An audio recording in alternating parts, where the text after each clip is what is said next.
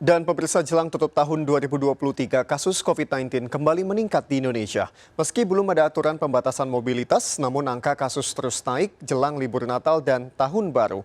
Dan kita akan membahasnya dengan judul Waspada COVID-19 meningkat.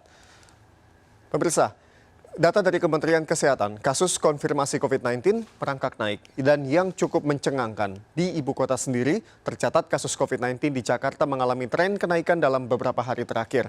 Berdasarkan data dari Dinas Kesehatan DKI Jakarta, jumlah kasus positif COVID-19 di DKI Jakarta hingga 13 Desember mencapai 365 kasus positif. Dengan rincian 11 Desember kasus positif ditemukan sebanyak 57 kasus, 12 Desember sebanyak 127 kasus, dan pada 13 Desember sebanyak 131 kasus. Sebanyak 44 pasien dirawat, 32 kasus bergejala sedang di ruang isolasi, 12 kasus berat dengan komorbid dirawat di ICU rumah sakit. Sementara dalam rentang 1-10 Desember kasus kematian masih tergolong rendah, yakni menyasar lansia dengan 2 kasus. Sementara di wilayah lainnya, yakni Jawa Barat per November, terdapat 87 kasus COVID-19. Dari 87 kasus terbanyak dari Kota Bekasi, Bandung, dan Depok. Kenaikan kasus ini didominasi oleh subvarian Omicron XBB 1.5 yang juga menjadi penyebab gelombang infeksi COVID-19 di Eropa dan Amerika Serikat.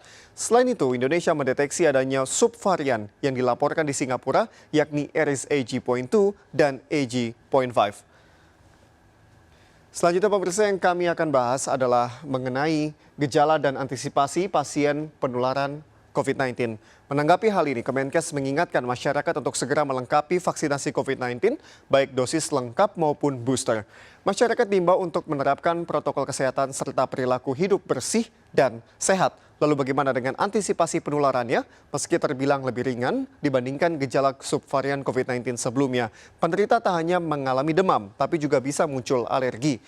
Selain itu, gejala umumnya yakni sakit tenggorokan, sesak nafas, hidung berlendir, dan juga batuk. Nah, masyarakat yang memiliki gejala batuk dan flu segera untuk melakukan tes COVID-19. Dan jika hasilnya positif, segera lakukan isolasi mandiri. Selalu gunakan masker saat berpergian atau berada di tempat umum.